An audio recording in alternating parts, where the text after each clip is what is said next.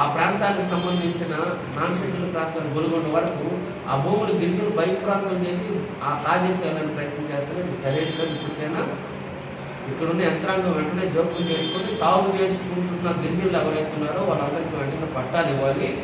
ఎందుకంటే 2 రకాలు, 60 పట్టాలు కానీ ఇవ్వాలి, లేదా సాగు చేసుకున్న వాళ్ళకి కూడా పట్టాలు ఇవ్వాలి. న్యాయం చేస్తానని చంద్రబాబు నాయుడు గారు, పవన్ కళ్యాణ్ గారు అయితే ఒక అడుగు ముందు చేసి వాళ్ళ కోసం నేను ఉన్నానని తెలియజేస్తున్నాను. అదే కాకుండా నాన్ షెడ్యూల్ ఏరియాలో ఎక్కువ ప్రాంతాలకు సంబంధించి జీడి మామిడి పండుతూ ఉంది.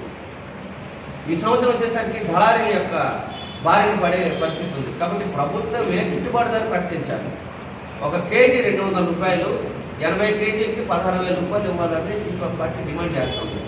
ప్రభుత్వం ఎప్పుడైతే గిట్టుబాటు ధర ప్రకటించలేదో ఎవరైతే దళారీలు ఉన్నారో ఆ దళారీలు దోపిడీ చేస్తున్నారు గిరిజనులకి.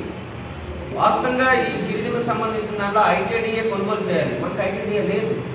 కొన్ని ఆర్డీఓ లాంటి ఆయన వెళ్ళి మార్కెట్ సౌకర్యం